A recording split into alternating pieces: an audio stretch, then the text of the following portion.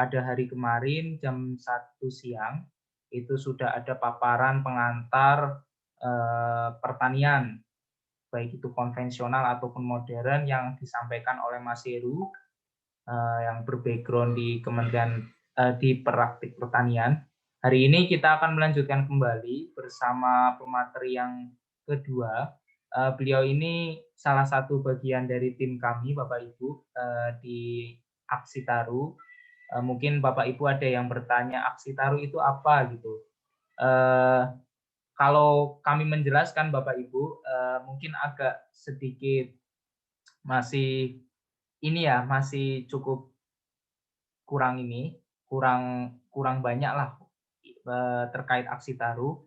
Kalau dari kami menyampaikan bahwa kami ini pusat studi Bapak Ibu atau tempat berkumpulnya teman-teman praktisi ataupun akademisi yang punya background dan antusias terhadap pengembangan di desa. Jadi kami memutuskan untuk berdiri sebagai yayasan karena kami ingin fokus menciptakan kader SDM yang berkualitas. Dari segi kualitas itu juga kami melihat ada beberapa fokus yang kami kerjakan, ada di bidang manufaktur, teknik, ataupun desain dan rekayasa. Jadi beberapa kali kegiatan kami masih berfokus pada pelatihan-pelatihan yang bersifat gratis ataupun berbayar. Nah, kegiatan Aksi Taru sendiri sejauh ini sudah ada sejak bulan Agustus 2020. Mayoritas online, tapi ada kegiatan kita yang lain juga di lapangan, seperti kemarin yang ada di Pengalengan, Kabupaten Bandung, untuk pemetaan aset desa, dan hal-hal yang sifatnya lebih kepada konsultasi pembangunan di desa. Jadi Bapak Ibu, kita terbuka untuk kolaborasi dengan siapapun, dan alhamdulillah hari ini juga ada salah satu dari mentor kita di Aksi Taru, Mas Alif Lutfia Mas Duki. Beliau ini sedang S2 dan sebelumnya mungkin nanti Mas Alif bakal menjelaskan lebih detail.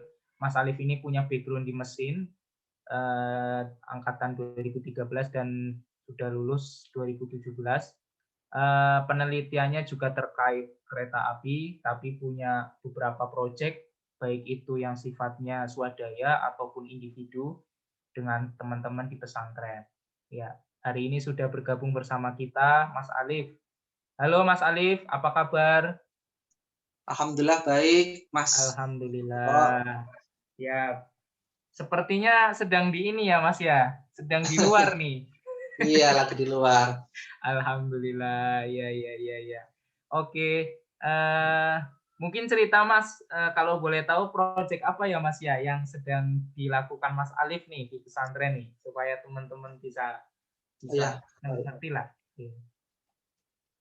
Jadi kebetulan saya kan juga mengelola suatu pesantren, tepatnya di Bandung, di Cilengkang. Dan saya amati cukup banyak warga Cilengkang itu yang di bawah apa ya? Gimana ya? Banyak sekali warga Cilengkang yang ekonominya itu di bawah standar. Dan juga banyak pengangguran di daerah situ, termasuk juga para pengurus pesantren saya. Kemudian akhirnya saya melakukan investasi, dan teman-teman semua saya rekrut supaya memberikan modal yang kemudian modal ini dikelola oleh pihak pesantren untuk melakukan budidaya. Yang saat ini yang saya lakukan adalah budidaya cabai dan juga bawang merah. Alhamdulillah kita udah mulai sejak kemarin bulan awal Desember, dan insya Allah kita targetkan akan panen di sekitar bulan Ramadan, insya Allah. Dimana harganya itu kan lumayan prospek ya saat bulan Ramadan ya. Betul ya. Berapa luasan itu Mas Alif? Luasnya saat ini sekitar 4.000 yang sudah kita eksekusi. sedang Oke. kita garap 4.000 meter. Bisa nggak Jadi ini kita di sini bisa apa berinvestasi di situ Mas mungkin? Insya Allah bisa, nanti kita lihat dulu prospeknya dan juga bagaimana skema bentuk MOU-nya seperti apa ya. Karena Oke. kan ini nyangkut uang banyak ya. Betul Juga Mas, pasti iya. kita punya tanggung jawab, apalagi mengatasnamakan pihak pesantren. Nanti kalau rugi bagaimana, kalau untung bagaimana sistemnya. Iya iya iya iya. Siap Mas Alif, ya, paling nanti dicukupkan dulu Mas cerita ininya. Ini Iya, kita sudah banyak yang bergabung dan untuk menghemat waktu, silakan Mas Alif, kita mulai saja dengan pemaparannya. baik. Ini sudah boleh kita mulai, soalnya ada baru cuma 13 orang itu. Atau kita tunggu dulu? Bagaimana teman-teman, Bapak, Ibu?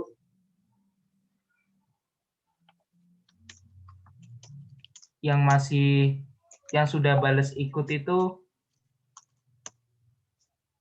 yang nyusul 3 orang, Mas. Ya, yang nyusul 3 orang, yang lain belum balas chat saya. Saya udah DM soalnya, Mas. Gimana, Bapak Ibu mau ditunggu atau mulai saja dulu? Mungkin kita tunggu aja sekitar 5 menit ya? Boleh boleh, iya. Iya. Kalau mau ditunggu juga nggak apa-apa, Mas Arif. Baik, kita tunggu dulu sekitar 5 menitan ya, Iya. Bapak, Ibu, teman-teman semuanya. Ya, ini ada yang nanya juga di komentar ya, Mas Alif ya. Di Iya. Pesantren Al-Hidriyah, Pak Radi. Ini Pak Saifullah juga udah hadir nih di sini nih. Halo Pak Saifullah.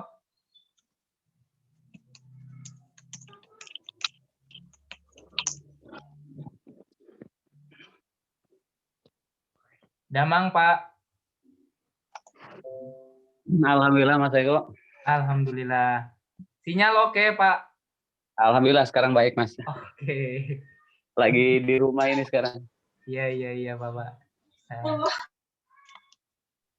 Iya. Siap. Ya, mungkin melanjutkan lagi Mas Alif, cerita tentang budidayanya itu yang di pesantren ya Mas ya. Iya. Itu kira-kira nih Mas, dengan konteks Mas Alif kerjasama di sana, melihat teman-teman santri yang bertani ya Mas ya, itu Ya.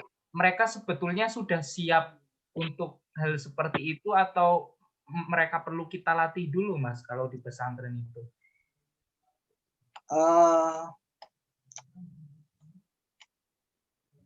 Perlu kita latih dulu, soalnya kan emang ada yang sebagian perlu kita latih, ada juga yang mereka sudah cukup terampil, sudah punya pengalaman sebelumnya.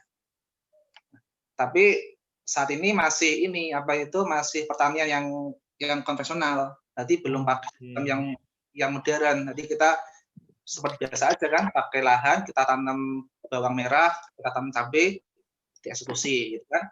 Tapi kalau kita mau budidaya pakai greenhouse, misalkan pakai hidroponik, atau mungkin ada yang otomasi, itu pasti butuh upgrade skill ya, upgrade ya. Perlu kita upgrade dulu SDM kita. Perlu dilatih dulu bagaimana cara menanam yang teknik modern seperti hidroponik, seperti apa skemanya, ya kan? Terus juga kalau mau pakai otomasi untuk smart, misalkan kayak seperti smart greenhouse, apa saja parameter yang berkaitan dengan smart ini. Gitu. Lalu bagaimana cara mengoperasikan alatnya. Nah itu yang belum kita dapatkan, yang belum kita garap. Cuma sekarang baru yang sistem yang konvensional. Oke. Ya. Tapi ini potensial ya Mas ya, kalau misalkan untuk greenhouse sendiri gitu di teman-teman pesantren gitu Mas. Iya, kalau greenhouse itu cukup potensial karena greenhouse itu punya greenhouse atau mungkin juga hidroponik itu punya beberapa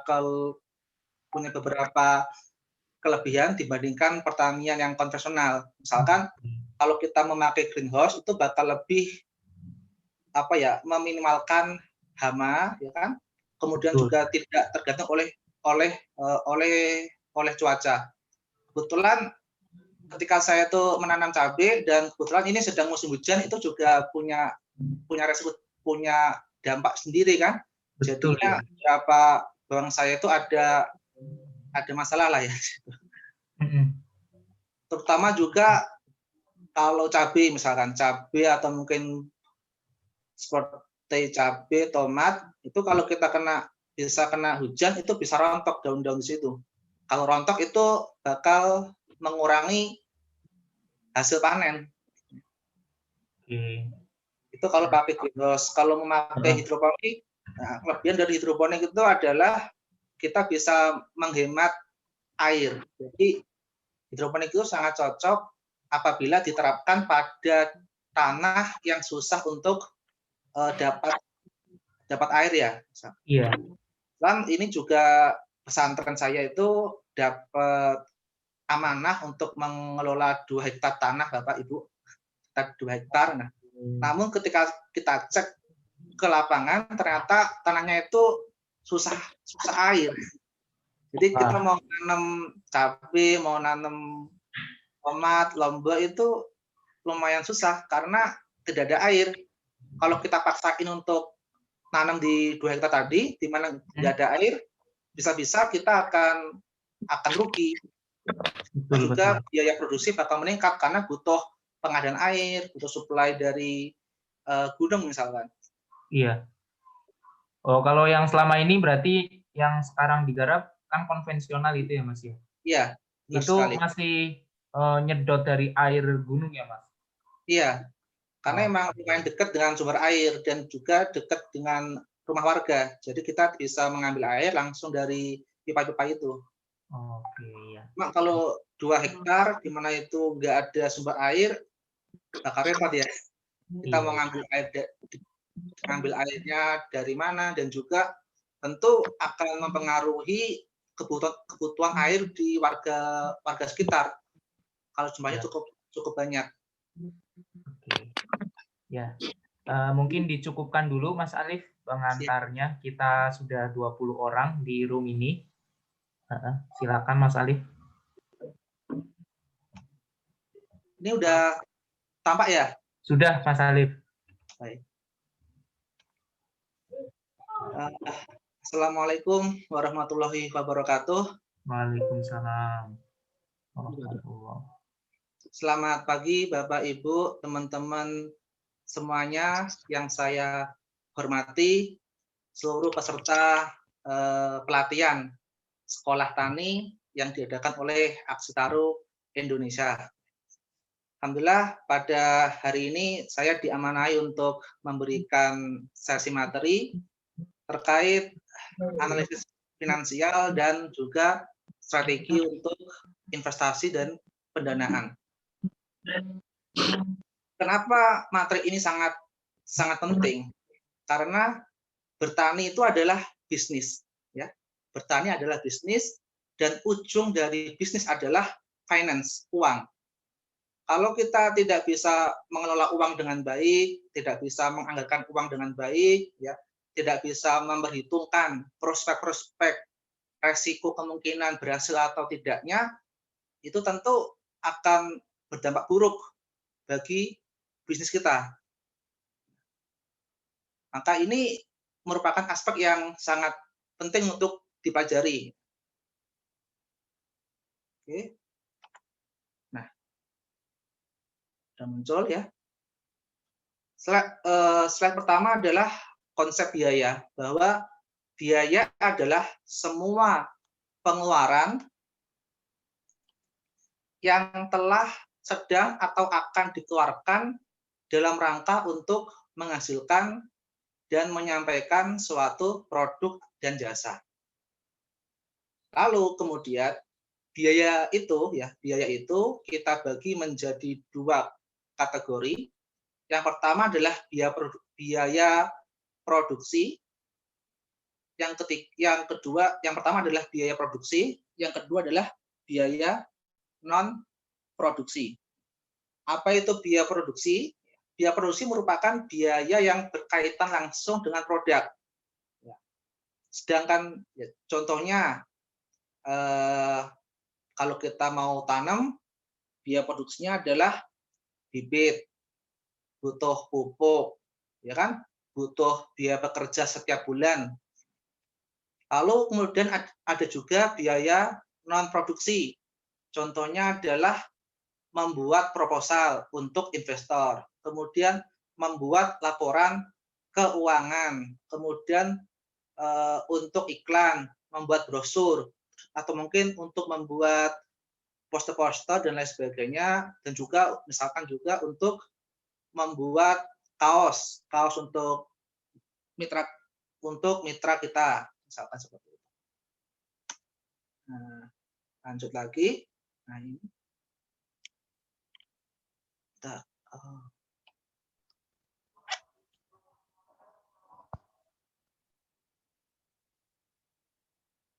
Biaya produksi merupakan semua biaya yang diperlukan untuk menyelesaikan suatu produk atau jasa.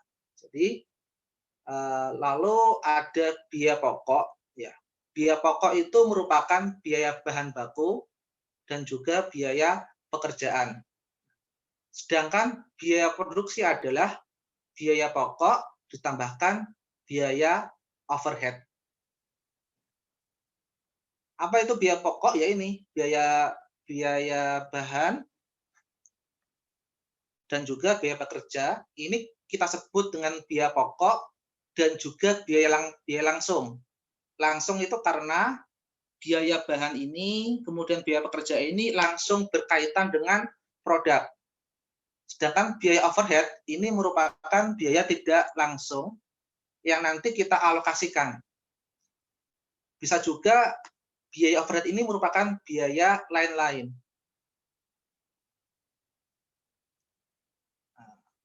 Ini contoh-contohnya ya. Contoh biaya bahan itu adalah biaya pembelian barang, ya kan? Kemudian biaya transportasi. Misalkan kita ingin membeli bibit bawang dari Brebes karena harganya lebih murah. Maka setelah kita membeli bawang dari Brebes, kita kirim ke Bandung misalkan, karena saya tinggal di Bandung, maka itu ada biaya transportasi yang harus ditanggung. Ada juga biaya pembongkaran, kemudian biaya perawatan, kemudian juga biaya untuk menyimpan barang. Yang kedua, biaya pekerja, itu ada upah pekerja, ada konsumsi, ada kopi, ada rokok, lalu ada tunjangan, ada bonus. Selanjutnya untuk biaya overhead, itu ada biaya listrik, biaya penyusutan alat, biaya perawatan, biaya sewa lahan, biaya gedung, ada juga biaya bahan tidak pokok, asuransi. Oh ya Bapak Ibu, nanti kalau putus-putus silakan bilang aja ya.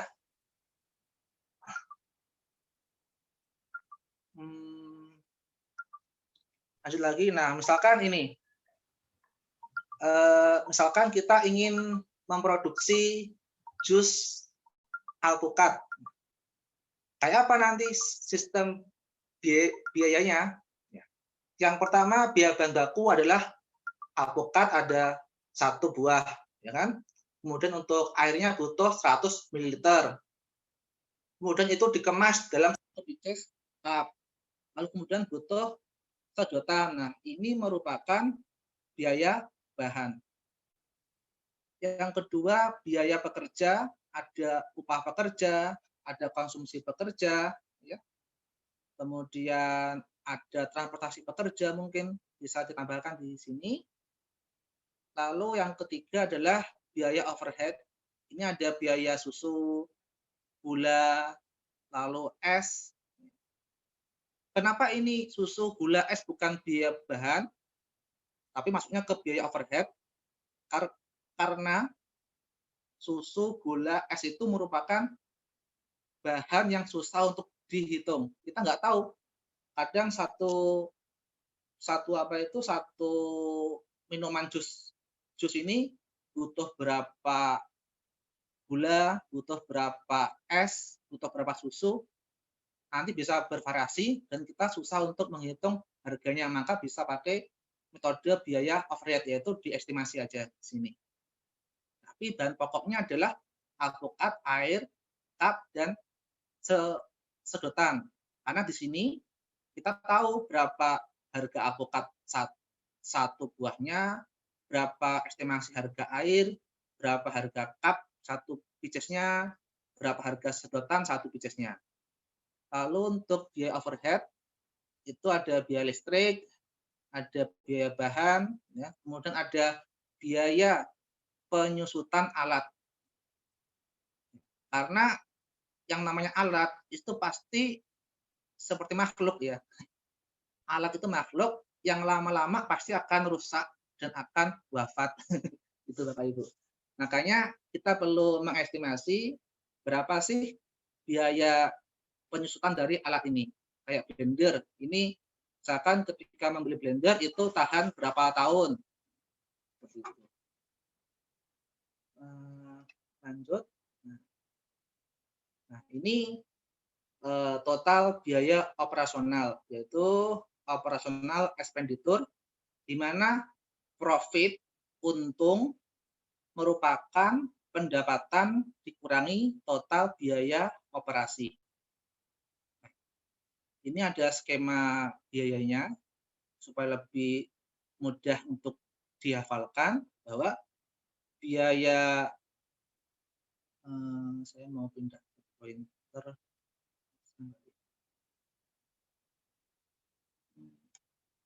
Oh ya, ini. Biaya bahan ditambah biaya pekerja itu kita sebut dengan biaya pokok. Biaya pokok ditambahkan biaya overhead kita sebut dengan biaya produksi. Biaya produksi ditambahkan biaya manajemen, biaya pemasaran, kita sebut dengan total biaya. Total biaya ditambahkan profit atau untung adalah pendapatan atau harga jual. Jadi biaya manajemen, biaya marketing itu bisa kita sebut dengan biaya non produksi.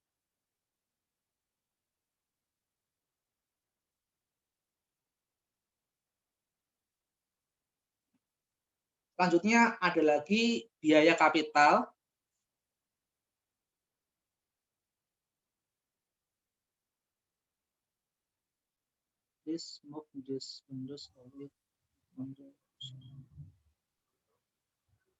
Ini bisa dihilangkan nggak ya?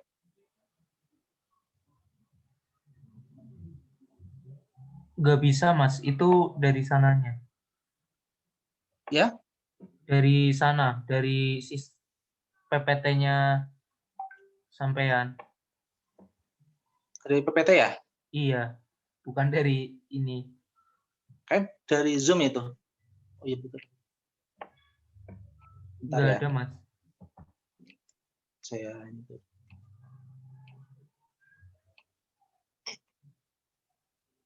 Nah, udah. Oke, udah hilang. Lanjut lagi, biaya kapital. Ini kita sebut dengan capital expenditure. Biaya operasional merupakan OPEX ya, atau OPEX itu merupakan semua biaya yang dikeluarkan selama kegiatan produksi berlangsung, atau bisa kita sebut dengan modal operasi. Lalu untuk biaya kapital atau CAPEX merupakan semua biaya yang dikeluarkan untuk mempersiapkan kegiatan produksi. Jadi ini sangat penting karena setiap ada investasi pasti itu akan ditanyakan berapa CAPEX-nya, berapa OPEX-nya. Misalkan mau membuat smart greenhouse, ya kan? itu berapa biaya capex-nya, bikin greenhouse-nya, bikin hidroponiknya, bikin sistemnya itu berapa modalnya, kemudian berapa OPEX-nya, biaya operasionalnya, untuk bibit, terus untuk pekerja, untuk manajemen, butuh berapa besar, berapa rupiah setiap bulannya. Itu masuknya ke OPEX. Jadi ada OPEX, ada CAPEX. Di mana CAPEX ini merupakan biaya yang dikeluarkan untuk mempersiapkan kegiatan produksi, sedangkan OPEX merupakan biaya yang dikeluarkan. Sebentar, ada tamu.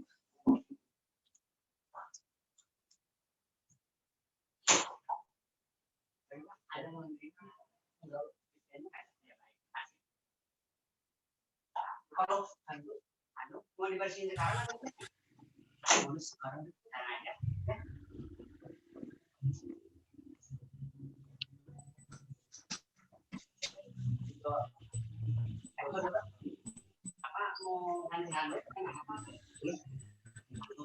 Yang besar berapa?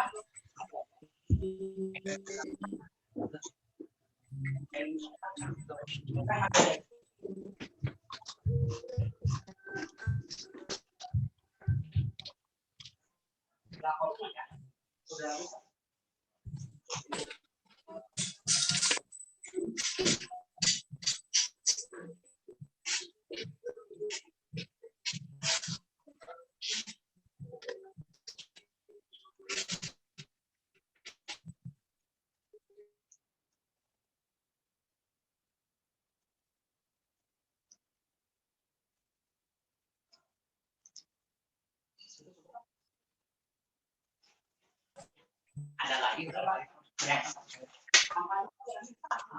Nggak usah, Pak. Baik, mohon maaf Bapak Ibu, tadi ada tamu. Sebentar.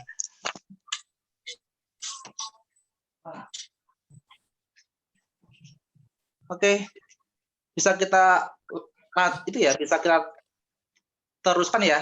Boleh, Mas. Baik. Tadi ada OPEX, ada CAPEX. Ini ada contoh simpel ya.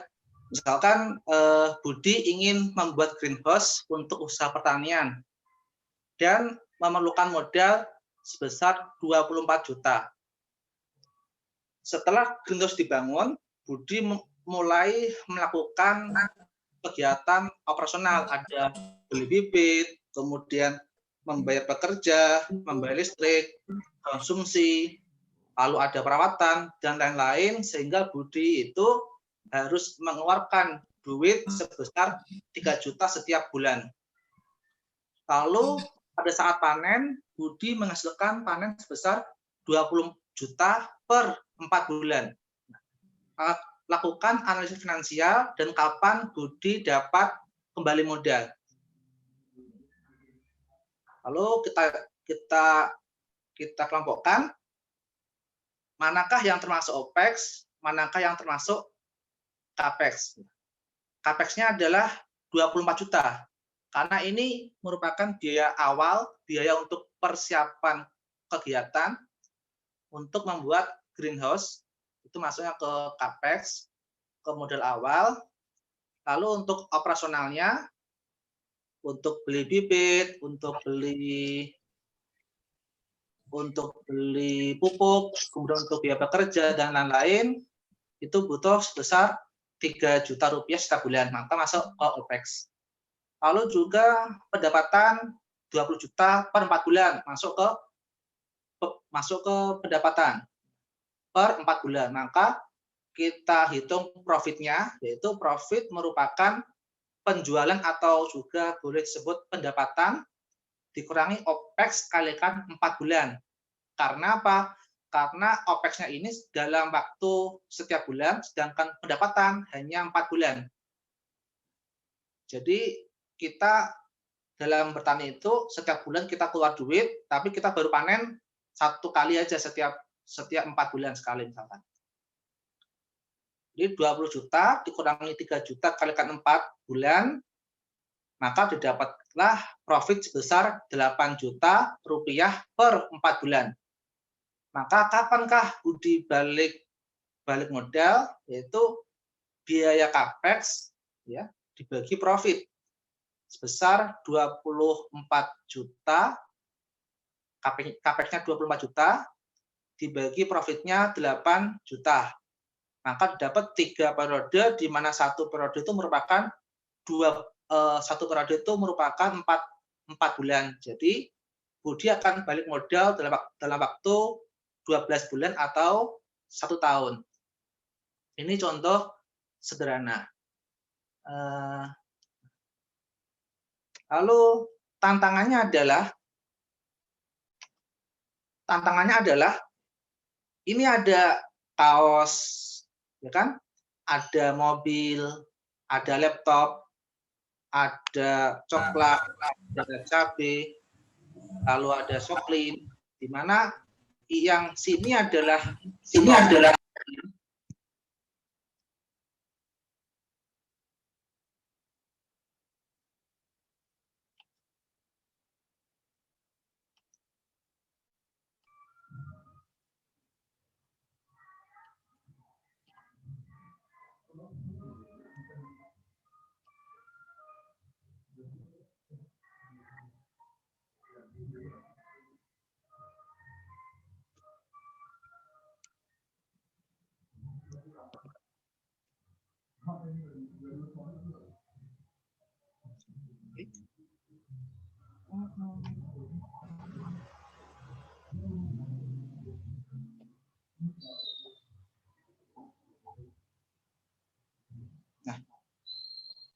yang sebelah kiri ini ada kaos, laptop, mobil, sabun, soklin, kemudian deterjen, odol, saus, kecap.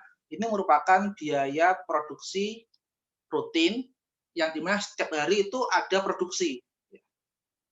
Sedangkan kalau untuk pertanian itu merupakan produksi tidak rutin atau setiap periode.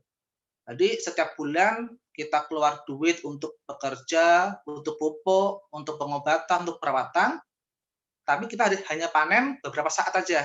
Nah, ini merupakan pertanian non rutin.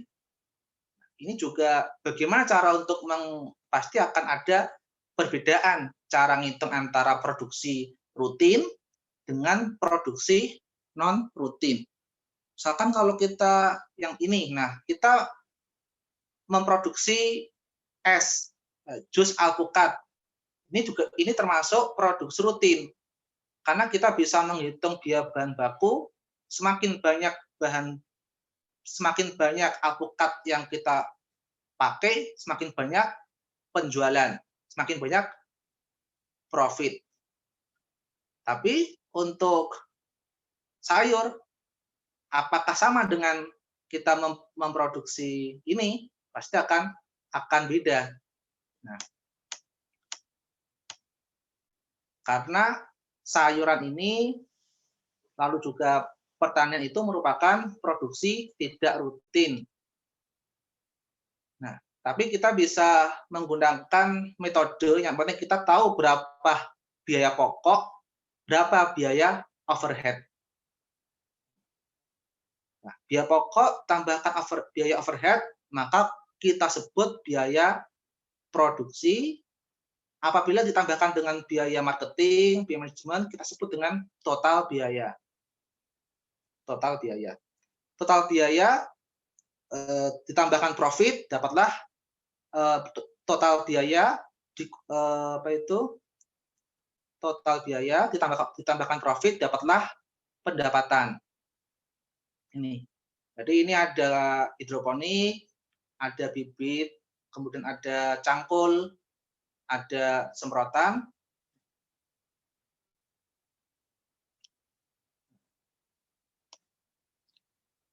Ini contoh, misalkan kita ingin bertani cabai. Kita hitung dulu berapakah biaya kapitalnya.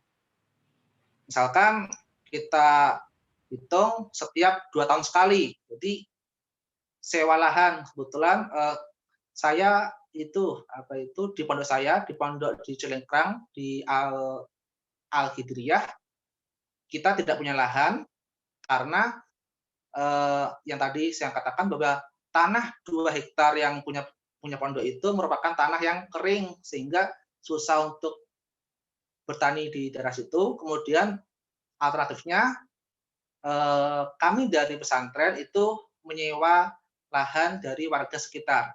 Jadi misalkan ini sewa lahan sebesar 2.000 meter persegi untuk durasi 2 tahun. Maka harganya 2 tahun kalikan 2 juta per tahun dapatnya 4 juta rupiah. Lalu juga untuk bikin biaya beli cangkul berapa buah kita hitung.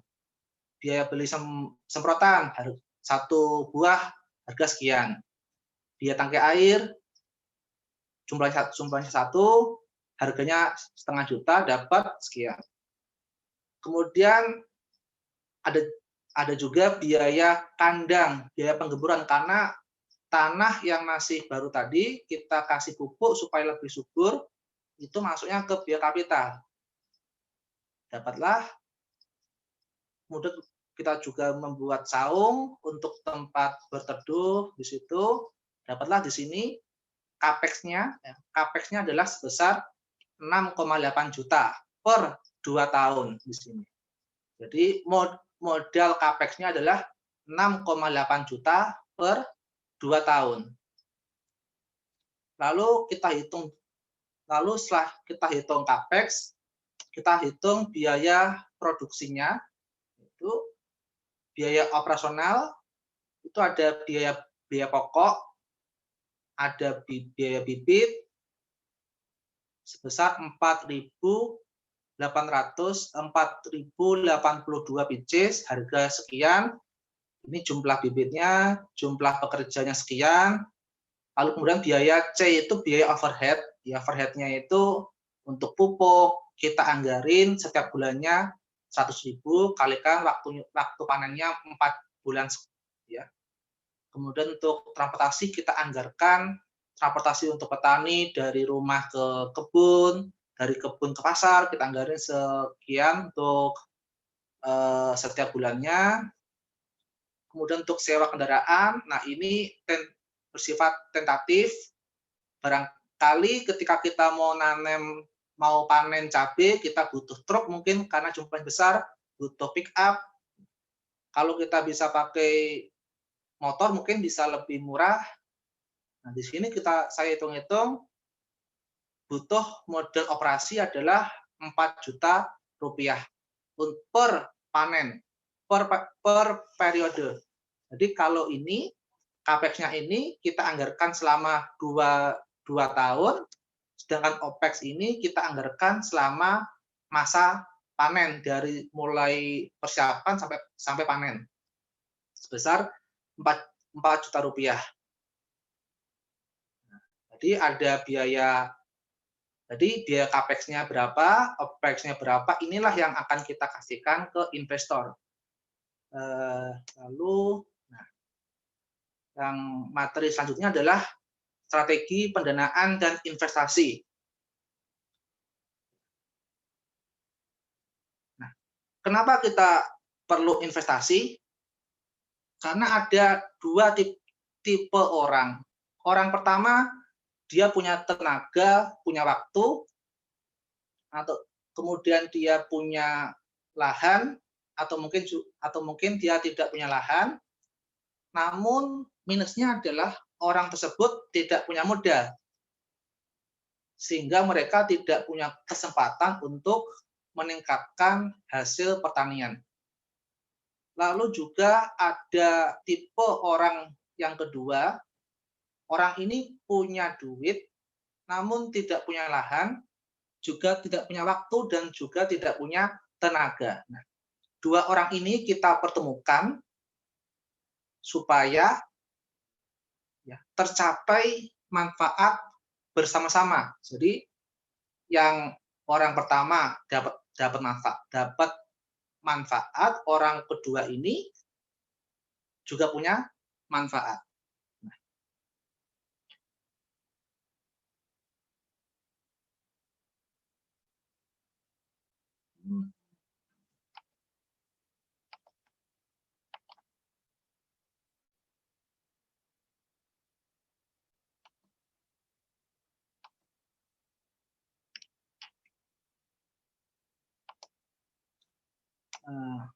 Lanjut.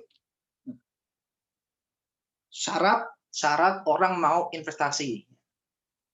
Bagaimana sih supaya kita bisa menggait investor untuk membantu bisnis kita? Yaitu kita tawarkan program kerjasama yang pertama adalah realistis. Bahwa investasi tersebut beneran dan tidak abal-abal. Yang kedua adalah layak. Layak ini artinya apa? Investasi itu berprofit dan punya potensi untuk untung. Yang ketiga adalah orang itu mau investasi asalkan ada manajemen yang baik, ada laporan, bahkan laporan setiap bulan kita buatin laporan keuangan, kita kasih beberapa foto-foto kegiatan kita. Nah, itu bisa meningkatkan kepercayaan investor. Investasi harus realistis. Misalkan kita ada tawaran investasi greenhouse, modalnya 300 juta, ya. Lalu diiming-imingi pendapatan 75 juta setiap bulan. Balik modal 4 bulan aja. Faktanya adalah ukuran smart greenhouse-nya cuma 100 meter persegi. Kapasitas produksinya cuma 50 kilo setiap bulan. Apakah realistis dapat 75 juta setiap bulan? Jadi, ketika kita ada proyek, atau mungkin ketika kita menawarkan sebuah proyek, kita harus bisa serealistis mungkin dengan kondisi pasar. Kalau cuma menghitung-hitung seperti modal capex sekian, kemudian pendapatan sekian, balik modal sekian, semua orang pasti bisa. Tapi bagaimana mengeksekusi ini, itu harus sangat realistis dan juga bisa masuk akal dan logis lah. Karena saya jumpai seringkali saya temui beberapa tawaran produk, beberapa tawaran investasi yang menjanjikan diiming-imingi modalnya sekian ratus juta, dapat profit sekian. Dan ternyata ketika itu dikerjain, itu tidak sesuai dengan target. Lalu ketika investasi itu sudah kita rasa cukup masuk akal, kita lanjut ke kelayakan. Apakah itu layak atau tidak? Investasi adalah bisnis. Setiap bisnis pasti punya resiko. Resiko itu bisa untung, bisa rugi. Ada istilah high risk, high return. Tidak ada bisnis dengan resiko rendah, untung besar. Kalau kita mau untung besar, berarti kita harus bisa mengambil resiko rugi yang besar juga. Kalau kita ingin untungnya sedikit, ya kita punya potensi kerugian yang sedikit pula. Itu udah hukum investasi. Kalau ada tawaran untung besar, kemudian resiko rendah, itu bisa jadi tanda tanya. Mungkin itu adalah investasi abal-abal yang tidak realistis.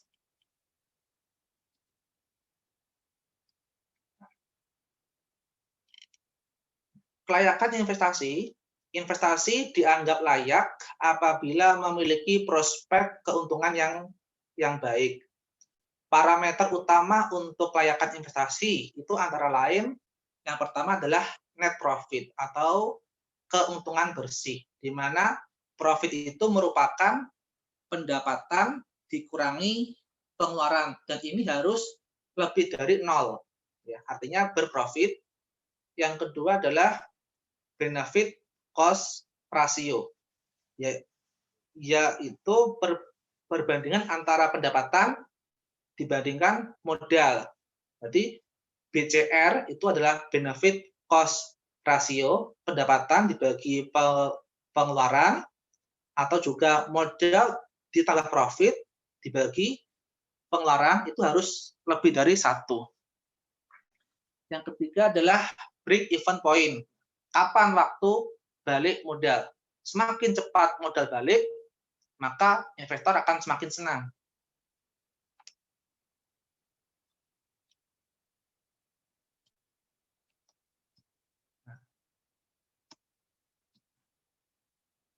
Lalu lanjut lagi. Ini slide berikutnya adalah kerjasama investasi di bidang pertanian.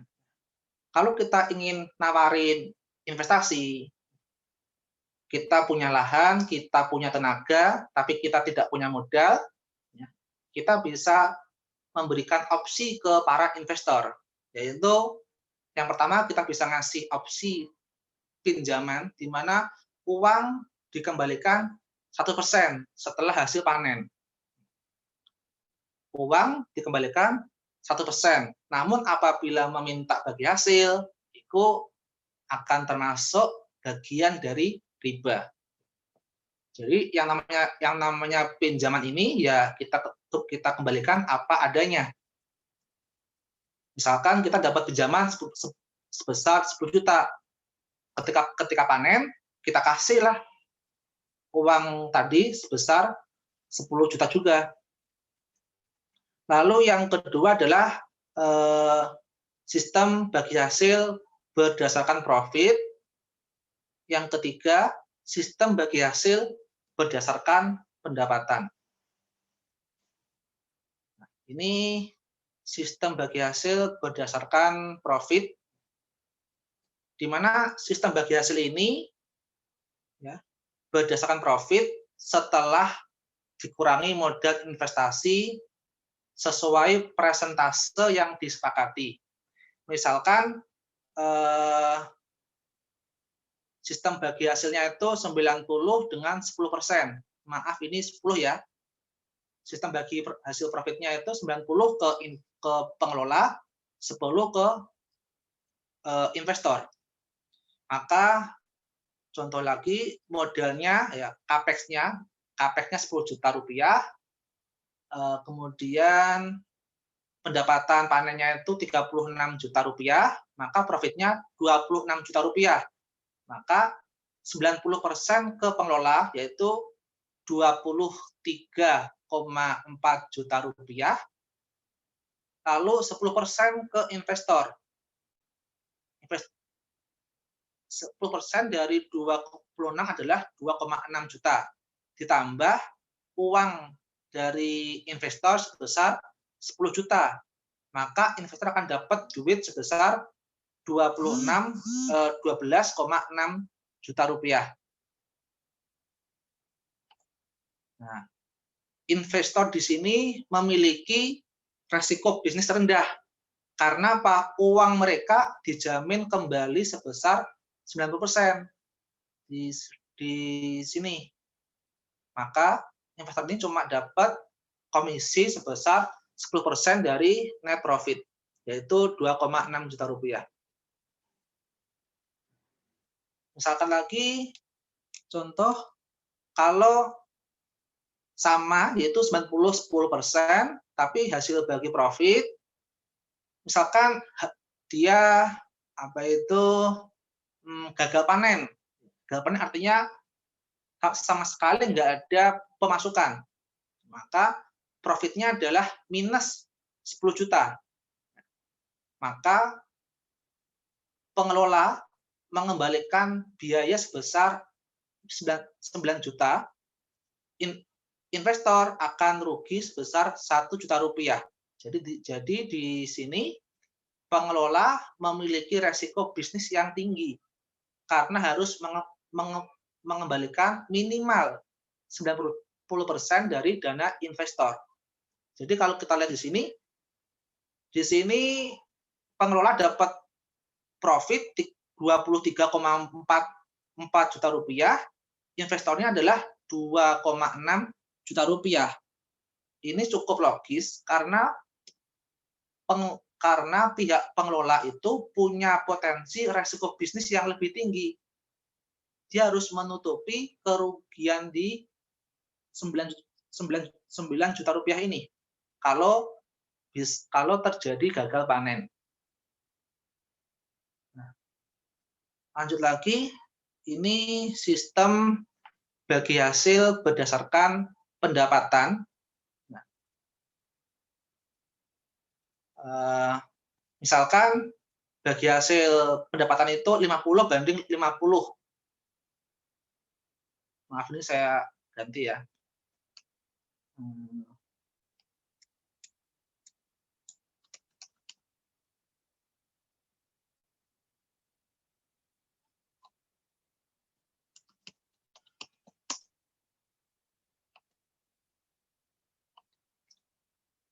Misalkan sistem bagi hasil pendapatan 50 ke pengelola, 50 lagi ke investor. Misalkan modalnya 10 juta, hasil panennya 36 juta, maka profitnya sebesar 26 juta rupiah, profit bersih.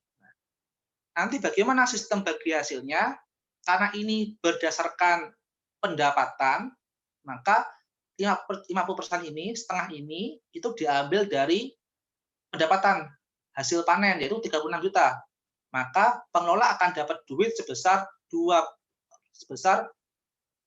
juta rupiah, sedangkan investor juga sama, sebesar 18 juta rupiah.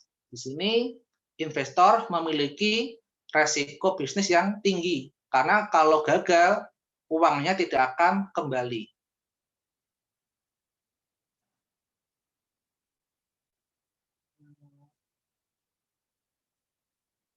Nah, ini proyek yang saya lakukan di pondok saya, di pesantren Al-Qidriyah di Ujung Berung, di Cilengkrang, Bandung.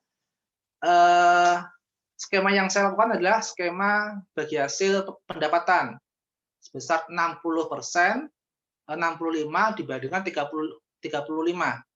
Jadi pihak pengelola melakukan kegiatan pertanian dapat profit dari hasil panen, sedangkan investor memberikan modal, dana investasi tidak dikembalikan dan dikonversi ke dalam pendapatan hasil panen.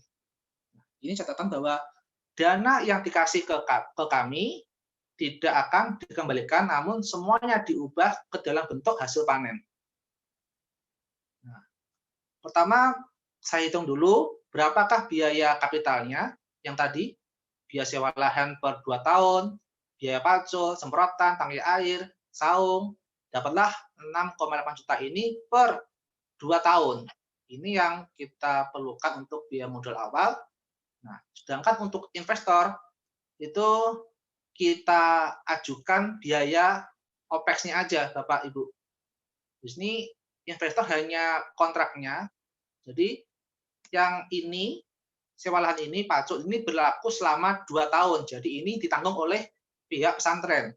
Sedangkan biaya operasional ini hanya berlaku paling sekitar 3-4 bulanan selama masa cocok tanam ini.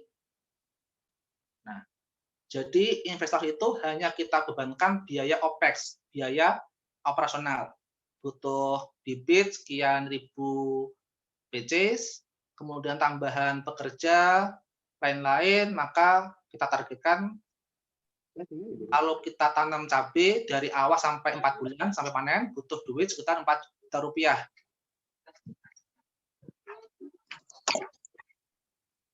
Halo?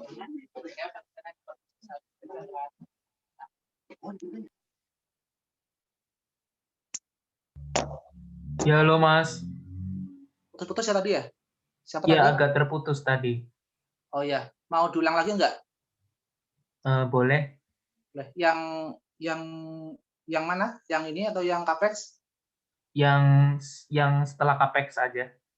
Oh, berarti yang OPEX ya. Nah, jadi di sini kita hitung biaya pokoknya, cabai pekerja, lalu biaya overhead, pupuk, transportasi, itu sebesar 4 juta rupiah, itu kita anggap sebagai OPEX. OPEX-nya adalah, karena ini 4 juta ini akan kita kelola dari awal cocok tanam sampai panen. Sedangkan yang CAPEX itu ditanggung oleh pengelola, karena itu kita pakai selama 2 tahun penuh. Sedangkan untuk OPEX hanya kita pakai saat masa panen, yaitu selama 4 bulan, kontrak dengan investor.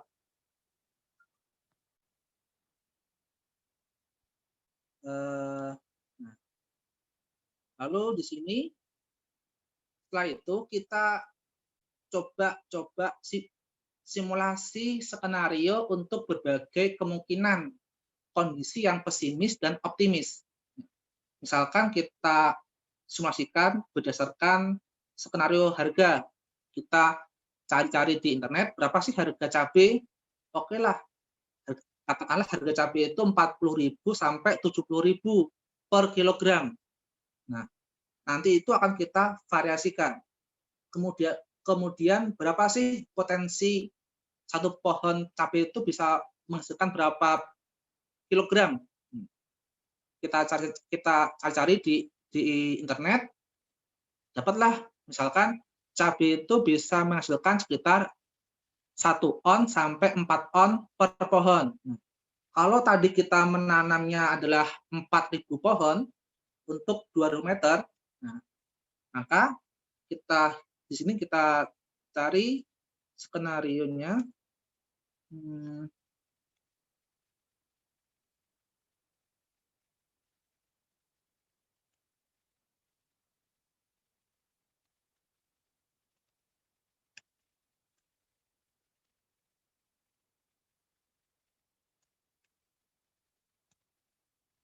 Oke, nah ini langsung aja saya tunjukkan ke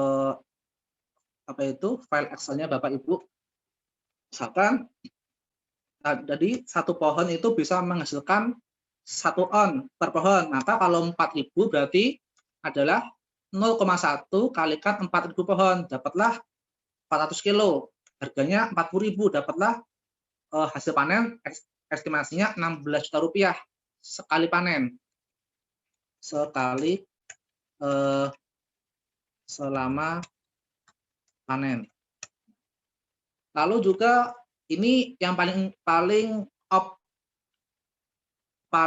optimis karena kita memakai produksi cabai yang paling rendah yaitu 0,1 kg per pohon. Artinya 1 pohon itu minimal bisa memproduksi 1 on cabai. Lalu kita juga pakai skenario harga paling rendah sebesar Rp40.000 per kilogram. Nah, lalu kita coba lagi, misalkan 1 pohon itu bisa menghasilkan 4 on atau mungkin 0,4 kilogram. Maka 0,4 dikalikan 4.000 dapatlah 1.600 kilogram. Kalikan harganya 40.000. Dapatlah 64 juta rupiah di sini. Ini juga sama, kita simulasikan berdasarkan kita buat coba-coba, kita hitung pakai simulasi berapa potensi produksi setiap pohonnya, berapa harganya. Lalu kemudian kita rekap di sini. A adalah pendapatan, misalkan tadi optimis 1, di mana kita memakai produksi cabai paling minim dan juga harga paling minim, itu kita sebut optimis karena kita benar-benar memakai kasus yang paling buruk. Nah, ini kasus paling buruknya seperti ini. Pesimisnya juga ada optimis 1, ada pesimis 1, optimis 2, pesimis 2. Nah, kemudian untuk total pengeluarannya adalah sama seperti yang tadi, butuh modal OPEX-nya itu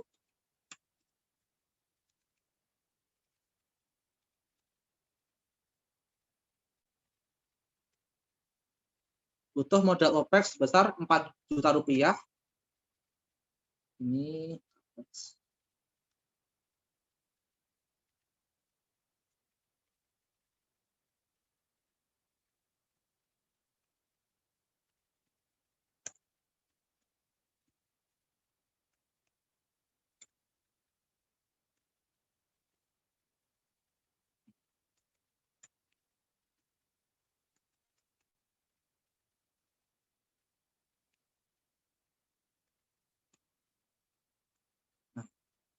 lalu sini kita hitung biaya modalnya adalah 4 juta rupiah. Nah, kita hitung selanjutnya kita hitung berapakah net profitnya, yaitu pendapatan dikurangi pengeluaran. 16 juta kurangi 4 juta, dapatlah sekitar 11 juta rupiah. Ya, ini kita drag sampai sini. Lalu kita hitung bagi hasil dengan pengelola 65%, untuk investor 35% di sini. Nah, jadi 65% dari profit. Oh, maaf. Ini apa?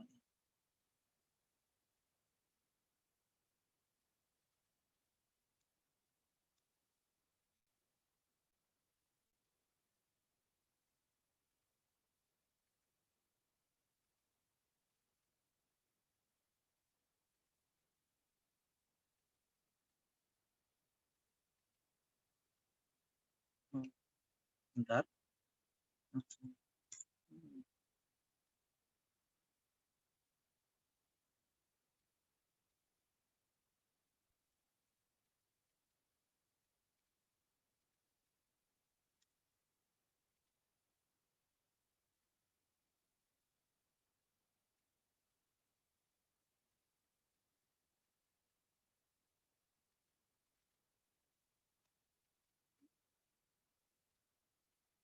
Oke lah. Ini misalkan ini tadi saya ambillah apa itu biar lumayan respon tinggi, yaitu harganya itu antara 30 sampai 70.000 harganya di sini. Harganya antara 30 sampai 70.000. Di sini kita hitung berapakah pendapatan, berapa pengeluaran. Nah, kita kemudian dapatlah net profit yaitu 7,9 juta. Ini 43, 23 sama 1 juta. Lalu kita bagi hasil dengan pengelola 65%, maka sini 65 dari pendapatan, karena ini di sini sistemnya adalah bagi hasil berdasarkan pendapatan. Nah, besar di sini 12 juta dapat sekian. Lalu untuk pengelola sama 35%. Seperti ini. Selanjutnya ini adalah profit. Ini adalah skenario profit yang kita sajikan ke investor. Itu kemungkinan akan dapat, kalau investor ngasih duit sebesar 4 juta rupiah, kemungkinan dia akan dapat untung ya sekitar 4,2, 16, 9, bahkan sampai 40 juta. Cuma ini adalah kasus pesimis, di mana sangat jarang sekali terjadi, di mana harganya super mahal, hasil panennya meningkat drastis. Kemudian kita hitung nilai BCR untuk investor, di mana BCR itu merupakan benefit cost ratio, perbandingan antara modal terhadap perbandingan antara pendapatan terhadap modalnya. Di sini pendapatan profit investor adalah revenue-nya adalah 4,2 juta rupiah, dibagi 4 juta rupiah dapatlah 100%. Ini juga sama, dan ini lebih dari satu.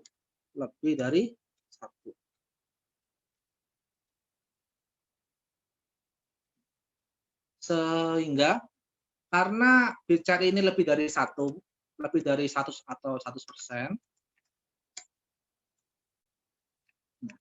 maka kita asumsi kita nilai bahwa investasi cabai ini merupakan investasi yang layak bagi investor.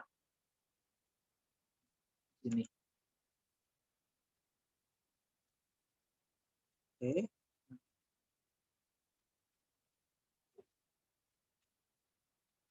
Jadi, kesimpulannya adalah investasi cabai ini memiliki potensi profit yang cukup bagus karena punya BCR 0,4%, bahkan sampai 9 kali lipat. Lalu bagi hasilnya 65 ke pengelola, 35 ke investor itu udah cukup memenuhi. Karena apa? Kasus paling buruknya adalah investor paling enggak itu balik modal di sini ya. Balik modal di sini. Nah, ini sharing pengalaman saya di mana saya bermitra dengan pesantren di Ujung Berung di mana itu? Di pesantren Al-Hidriyah. Ini kita cari lahan kosong di mana lahan ini merupakan lahan punya warga yang tidak dikelola karena warga situ tidak memiliki modal. Jadi beberapa warga di Cilengkrang itu punya lahan namun tidak punya modal sehingga mereka tidak bisa mengelola kebun di daerah situ. Lalu kemudian saya cari beberapa investor untuk ngasih dana, membantu modal, ya, kita garap.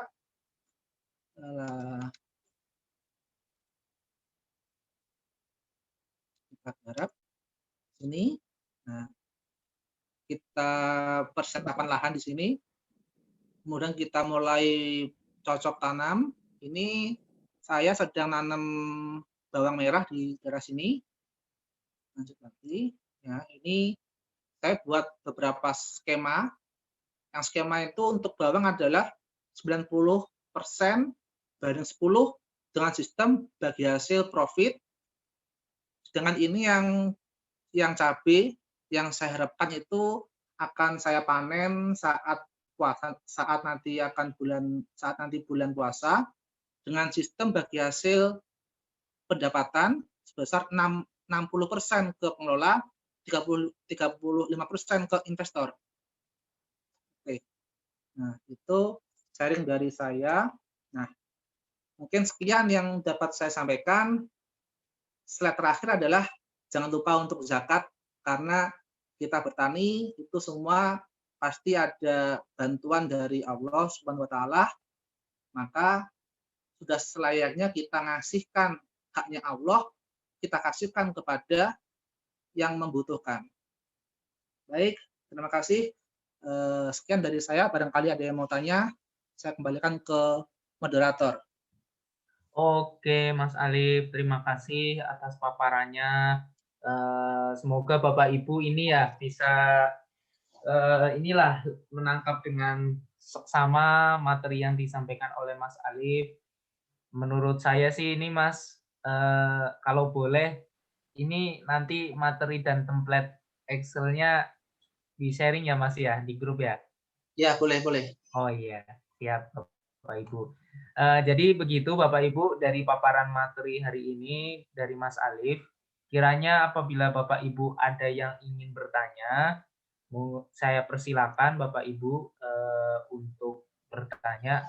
Untuk kegiatan hari ini maksimal kita sampai 10.45 ya Bapak Ibu ya. Jadi 45 menit untuk kita berdiskusi.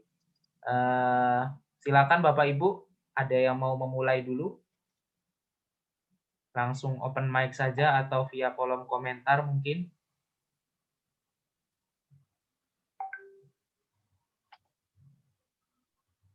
Oh, belum ya? Oke, Pak Sepullah. Monggo, Pak. Oke, selamat pagi Mas. Assalamualaikum warahmatullahi wabarakatuh. Waalaikumsalam. Dari kebetulan alhamdulillah hari ini saya agak full gitu ya mengikutinya dari awal sampai akhir dan walaupun ada beberapa bagian tadi yang sempat agak putus-putus, tetapi itu tidak mengurangi materi yang disampaikan oleh Alif tadi. Terima kasih juga Mas Alif, salam kenal. Ya Pak, sama-sama Pak. Dari pesantrennya Mas. Iya Pak. Budidaya pertanian. Kebetulan ini Mas, saya sama rekan-rekan ini memang masih agak awam gitu, kebanyakan masih agak awam juga tentang pertanian modern ini. Tetapi kami sama rekan-rekan sudah mendirikan juga kelompok tani milenial itu. Kelompok Wah, tani alhamdulillah Pak. milenial. Bagus. Kelompok tani milenial ini memang rata-rata usianya masih di bawah 40-an, 30 dan ada yang baru 20 ke atas gitu. Jadi karena kebanyakan kemarin yang di kota kan pada nganggur tuh, Iya sebenarnya Pak. keadaannya pada nganggur dan pada di rumah semuanya tidak ada kegiatan. Makanya Hmm. ada inisiatif untuk udah kita berkebun saja gitu, petani saja gitu. Dan dicoba kemarin Iya Pak. nanam ini rekan-rekan tuh menanam cabai, cuma itu tadi karena ada penyakit jadi panennya kurang bagus, gagal. Kalau gagal sih enggak, cuma kurang bagus aja gitu. Ada busuk di atasnya itu cabenya. Kemudian saya juga sebenarnya punya lahan ya lumayan besar juga lah, satu petak sawah itu yang kebetulan sawah itu cuma digunakannya kalau saat lagi musim penghujan saja. Jadi tidak ada saluran air irigasi yang ke sawah itu. Jadi kalau musim hujan seperti sekarang ini saja lah gitu bisa diproduksi ataupun bisa ditanami. Selebihnya ya jadi lahan kosong saja itu rumput-rumput saja. Dan kebetulan juga karena beberapa waktu lalu orang tua juga sakit terus kemudian meninggal jadi tidak bisa digarap tahun ini, tidak digarap sama sekali itu lahan itu kosong dari mulai tahun lalu sampai sekarang itu sudah 2 tahun teronggok begitu saja gitu sampai pohonnya sudah tinggi-tinggi sekarang itu padahal lahannya itu Iya. lumayan besar juga itu. Yang ingin saya tanyakan Mas, sekaligus untuk sharingnya dan juga nanti materinya kami mintakan juga ya Mas untuk estimasi Ya. dan lain-lain.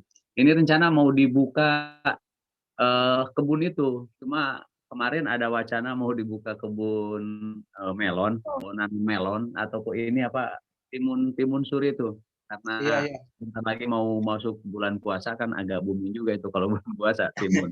Cuma Iya kayaknya Pak. kalau ditanam sekarang sudah nggak mungkin lagi gitu, soalnya udah kelewat masanya gitu. Harusnya Hmm. pertengahan bulan lalu itu sudah tanam gitu ya. Kalau untuk risiko ataupun untuk sampai panen 70 hari itu sudah nggak efektif kalau sekarang itu. Eh, ini yang jadi pertanyaan saya agak-agak memang kalau yang awam ya beginilah gitu agak bingung. Apa gitu ya bagusnya? Mau cabai atau timun atau apa gitulah. Kalau untuk lahannya kayaknya kalau untuk cabai 2000 pohon itu cukup.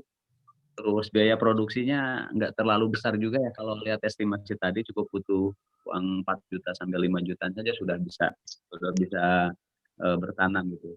Dan pertanyaan saya ini eh, lebih ke teknis pertaniannya gitu. Lebih ke teknis pertanian kalau Iya seandainya Pak. itu Gimana Pak? Bisa lebih ke diulang. jadi pertanyaan saya lebih ke teknis pertaniannya. Kalau seandainya itu ditanami ataupun di kebun, jadinya di kebun cabai atau yang lainnya itu atau timun lah gitu. Kalau untuk produksi ataupun untuk biaya produksinya dari timun sendiri ataupun dari cabai sendiri sudah saya dengar gitu pemaparannya seperti itu, butuh modalnya kurang lebih seperti itu. Cuma cara cara menanam dan cara merawatnya itu saja mungkin yang lebih lebih ke sananya gitu teknisnya. Oh, iya Pak. Itu mungkin dari saya sebelum melangkah gitu ke sana gitu sama rekan-rekan. Makanya kemarin sama Mas Eko itu rekan-rekan yang dari Pok Darwis sekaligus itu kelompok tani milenial itu saya ajak, saya masukin semua, mungkin karena Iya. kesibukan dan lain sebagainya akhirnya tidak bisa mengikuti juga. Itu mungkin Mas Heru, maaf Mas Alif yang Baik. saya tanyakan itu lebih kepada teknis sistem pertanian itu ataupun lebih kajian tentang apa ya gitu seharusnya ataupun baiknya itu ditanami ataupun berkebun apa gitu, cabai atau apa gitu. Mohon bantuannya juga. Terima kasih. Assalamualaikum Ya, Pak. warahmatullahi wabarakatuh. Waalaikumsalam warahmatullahi wabarakatuh, Pak. Baik, Pak. Terima kasih atas pertanyaannya, Pak. Untuk Mas Eko mau langsung atau dikumpulin lagi pertanyaannya? Dikumpulin dulu kali ya Mas ya, Ya, baik. supaya iya. Silakan Bapak Ibu yang ingin untuk setiap 2 pertanyaan lah Mas. Kita coba jawab.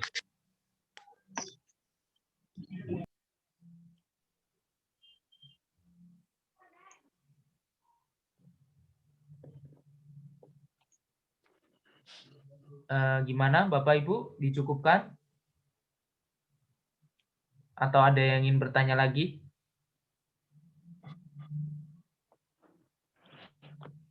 Oke, dijawab dulu aja kali ya Mas ya. Ya, baik, terima kasih. Terima kasih pertanyaannya Bapak Saifullah, sangat bagus emang itu. Tapi mohon maaf Pak, kebetulan saya ini kan bukan orang yang ahli pertanian banget ya Pak ya. Saya cuma mungkin saya lebih ahli itu di manajemen dan finansial Bapak. Nah, untuk masalah teknisnya pertaniannya untuk mau pakai cabai, tomat, lalu bagaimana cara budidayanya, gimana supaya itu bisa meningkat, apakah pakai konvensional, pakai lahan, atau pakai hidroponik, itu saya rasa yang lebih ekspor di situ adalah teman saya, Bapak, yang nanti akan ada sesi, mungkin sesi yang ketiga, itu dengan Bapak Heru Setiawan. Beliau memang seorang petani banget, dia benar-benar dia pernah dapat pendidikan di kampus IPB jurusan pertanian.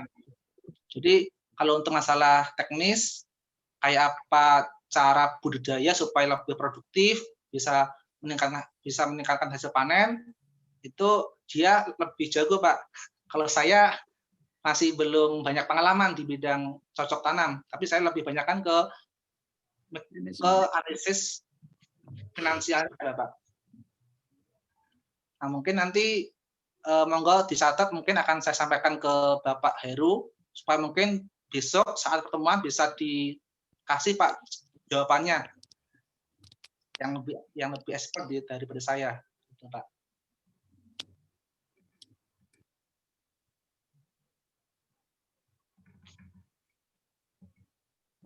Oke, terima kasih.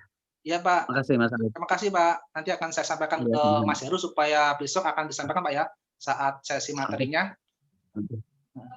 Ini juga jadi jadi yang disampaikan Mas Alif juga bukannya tidak bermanfaat, itu justru malah manfaatnya besar gitu di sisi manajemen tata kelola perkebunannya itu sendiri gitu, pertaniannya sendiri. Jadi perhitung-hitungan dari finansial ataupun dari manajemen setelah nanti mau produksi ataupun pasca produksi kan itu juga jauh lebih menentukan gitu sistem bagi hasil kalaupun mau sendiri. Dan apalagi ini kan dikerjakan sama rekan-rekan gitu, yang pasti ada hitung-hitungan yang seperti disampaikan tadi, cara berhitungnya seperti apa ataupun cara menghitungnya itu bagaimana, dan itu juga jadi ilmu juga bagi kami. Ternyata lo perhitungannya ya seperti ini, tidak seperti menjual barang laku ya bagi dua saja gitu. Ternyata memang nggak seperti itu. Itu ada cost yang lainnya juga yang harus diperhitungkan. Gitu. Makasih atas jawabannya dan insya Allah. Iya, Pak Saifullah, punten Pak. Daerahnya di mana ya Pak ya? Di Pak Saifullah Lebaknya ya Pak?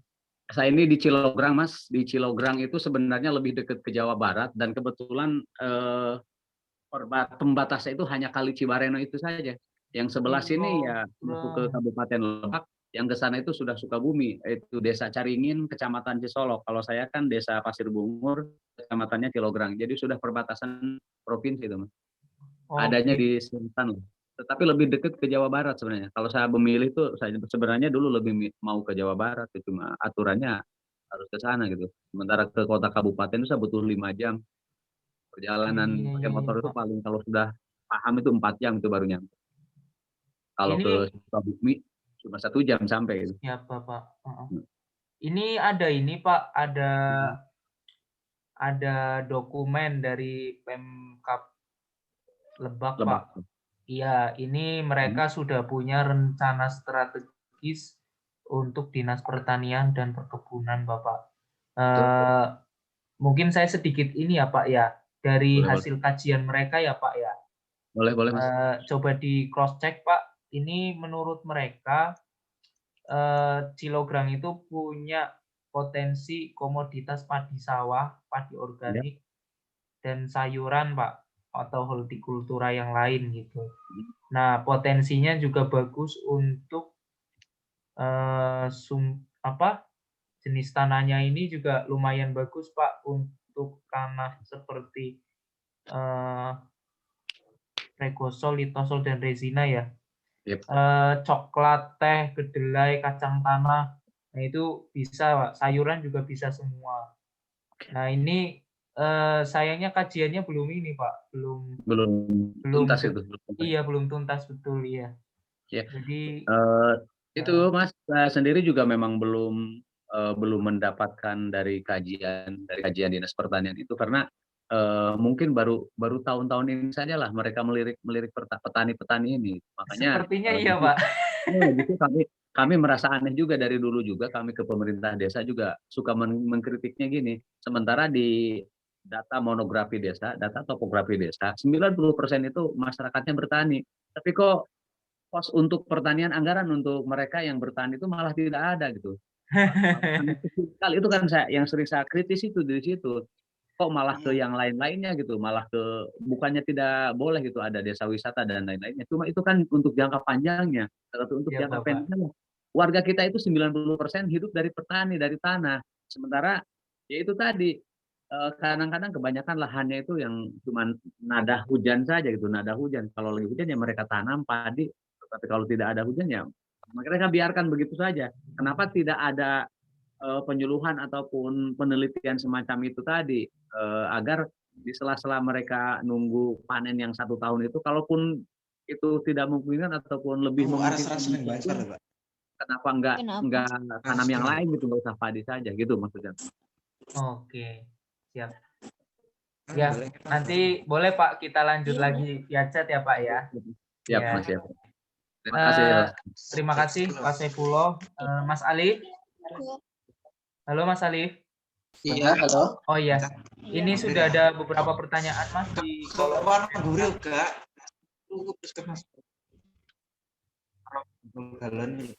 Halo, halo. Ya? Iya, halo Mas Alif. Ya. Balik nih kalau kan balik itu kan pertelan niku lancar. Mbak Laila. Kalau Saidi terus ngidul. Di mute ya Mbak ya. Ini saya sudah ngemut, masih error ini. Makin mau nyebrang lanjut. wah kamu itu Halo Mbak Laila. Saya mute ya Mbak ya. Ini ya, tapi ini ya. Nggak ngerepotin.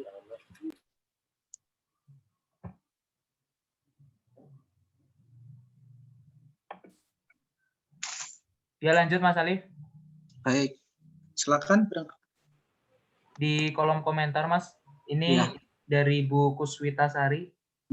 Kalau bagi hasil siapa yang menentukan ya Mas? Apakah investor atau pengelola? Jatuhnya ini kayak lobby-lobbynya gitu sih Mas, kayak ini siapa ya yang bakal menentukan gitu.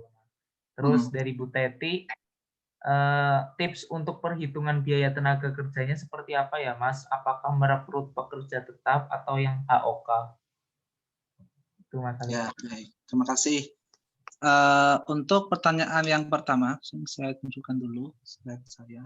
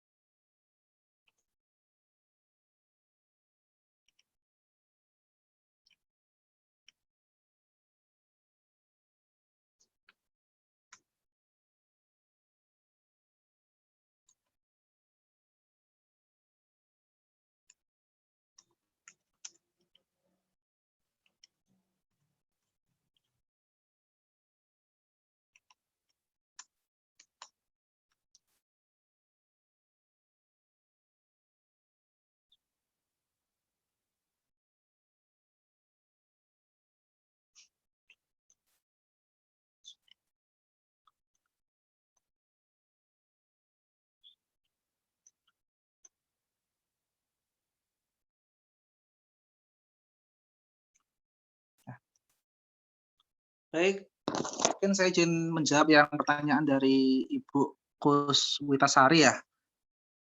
Persentase bagi hasil itu siapa yang menentukan, apakah investor atau pengelola. Jadi bagi hasil itu yang menentukan adalah pengelola duluan. Jadi pengelola itu akan ngasih sistem bagi hasil berapa persen, kita kasihkan ke investor.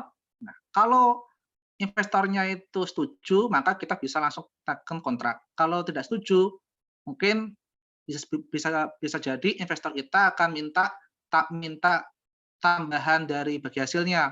Katakanlah yang awalnya 30% minta 40 atau mungkin bahkan sampai 50%. Nah, tapi kita sebagai pengelola kita juga harus punya hitung-hitungan Bapak Ibu supaya kita bisa memperhitungkan apa sih kontribusi dari pengelola ini dan apa kontribusi dari investor. Nah, di sini saya buat hitung-hitungan kasar, sebuah hitungan untuk mengestimasi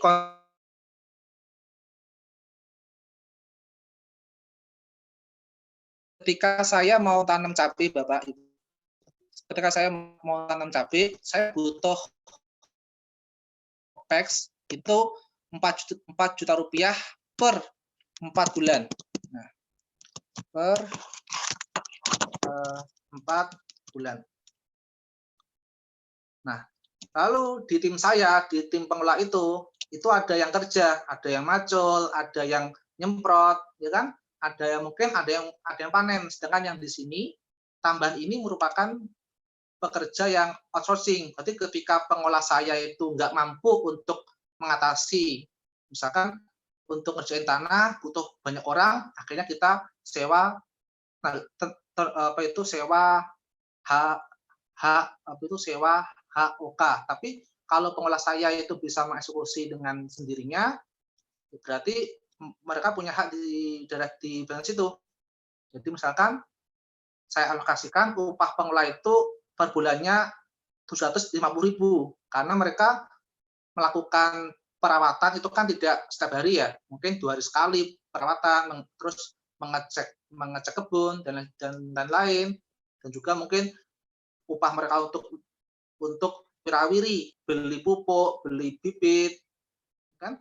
Nah, misalkan saya anggarin satu pengelola itu 750.000 setiap bulannya, ada 2 orang di tim saya, maka dalam waktu 4 bulan itu kira-kira butuh dana sebesar 6 juta rupiah. Ini merupakan kontribusi pengelola, dan ini adalah kontribusi investor. Nah, kalau kita bisa mengestimasi kontribusi investor itu berapa persen terhadap aset kita, berapa kontribusi pengelola, kita bisa menentukan, oh berarti kalau seperti ini, kalau selama 4 bulan investor keluar duit 4 juta rupiah, saya dari tim keluar duit 6 juta, cuma ini bukan berupa duit, tapi berupa tenaga kerja. Jadi pengelola akan melakukan sumbangsih berupa tenaga kerja selama cocok tanam ini. Nah, di sini kita bisa estimasi bahwa setidaknya pengelola itu minimal 60%, sedangkan investor itu maksimal 40%. Jadi di sini saya ulang lagi, kalau kita udah mengestimasi kontribusi investor, kontribusi pengelola, kita bisa tahu bahwa kontribusi pengelola itu minimal dapat 60%, sedangkan investor itu maksimal dapat 40%.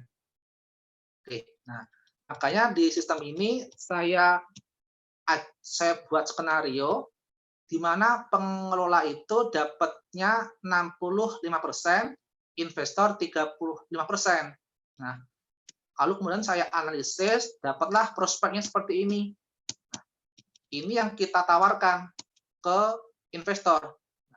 Jadi kita ajukan dulu, Bapak, silakan investasi. Saya punya kebun, saya punya lahan, mau digarap. Nanti bagi hasilnya Bapak ngasih saya duit 4 juta rupiah, akan kita kelola. Bagi hasilnya 60 ke pengelola, 35 ke investor. Oh, ketika investor udah lihat, oh prospek, saya berani investasi, misalkan gitu. Tapi bisa jadi investor tidak setuju. Kok saya kecil sekali cuma 35, saya minta 40, oke ya, misalkan oke lah kalau gitu pengelola kita kasih 60, investornya kita kasih 40%. Nah, ini di sini selama pengelola itu bisa setuju, investor bisa setuju, maka kita bisa tekan kontrak, bisa ada MOU. Tapi terjadi investor minta, saya selaku investor minta 50%, lalu pengelola cuma dapat 50%. Nah, kalau seperti ini kita lihat, kita selaku pengelola punya hitung-hitungan bahwa minimal itu kontribusi pengelola itu 60% di sini. Jadi kalau seperti ini, kalau kita dapat tawaran 50% ke investor, ya akan kita tolak. Karena di sini investor mendominasi proyek. Nah, kecuali di sini kita ngasih tenaga tambahan. Katakanlah di sini tenaga tambahannya kita kurangi jadi 2 orang aja, misalkan gitu kan. Nah, kalau tenaga tambahan kita naikkan, kita bayar orang lagi. Nah, di sini artinya kontribusi dari pengelola itu semakin kecil. Artinya pengelola itu tidak beban pengelola itu lebih ringan kalau kita menganggarkan biaya untuk pekerja. Misalkan di sini saya alokasikan, saya tambahkan biaya orang itu tenaga tambahan itu 2 orang setiap bulan, maka butuh modal 66 juta rupiah. Nah, karena modalnya naik, maka pengelola akan lebih ringan. Nah, kalau seperti ini 50 itu bisa masuk, karena sesuai dengan kontribusi pengelola itu sekitar 50%, investor juga 50%. Nah, mungkin itu yang bisa saya sampaikan. Jadi sebaiknya pengelola itu punya hitung-hitungan untuk mengestimasi berapa kontribusi dari investor, berapa kontribusi dari pengelola, supaya nanti tidak tumpang tidak berat sebelah. Jadi sama-sama bisa untung. Gitu. Mungkin itu Bapak, Ibu siapa namanya? Ibu Kuswitasari. Seperti itu, Ibu. Ya, terima kasih, Mas. Sudah jelas. Sama-sama. Lalu untuk Ibu Teti Nuraini, tips perhitungan biaya tenaga seperti apa ya? Apakah merekrut pekerja tetap atau HOK? Nah, jadi di sini kita bisa hitung-hitungan, Ibu, misalkan biaya pekerja ya. Misalkan kalau kita tahu bahwa biaya ini, misalkan di sini saya hitung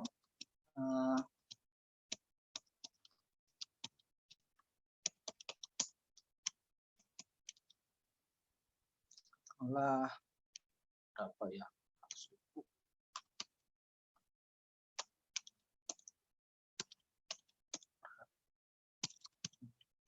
orang per hari.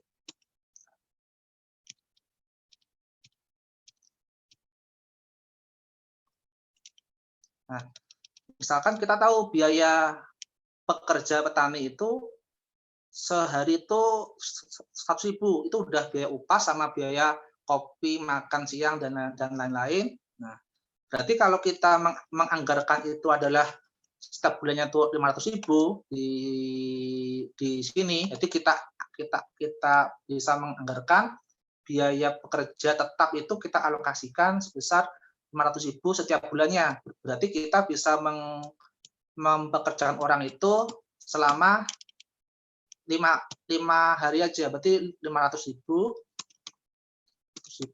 dikurangi jumlah ini, berarti hanya bertahan 5 hari. Nah, jadi kita hitung dulu mekanisme kalau kita butuh tenaga HOK, kerja tambahan atau HOK. Ini harus kita dengan upah estimasi berapa sih anggaran setiap bulannya, apakah 500.000 atau mungkin 1 juta rupiah. Nah, itu yang kita hitung-hitung, dapatlah di sini OPEX-nya. Kalau bisa jadi misalkan, kalau misalkan kita tidak mau mempekerjakan misalkan kita tidak mau merekrut pekerja HOK, nah ini bisa kita hilangkan ya. Nah, kita hilangkan. Berarti nanti kalau ini hilang, maka OPEX-nya akan semakin kecil. Kontribusi pengelola semakin besar di sini. Nah, itu bisa kita akali dengan cara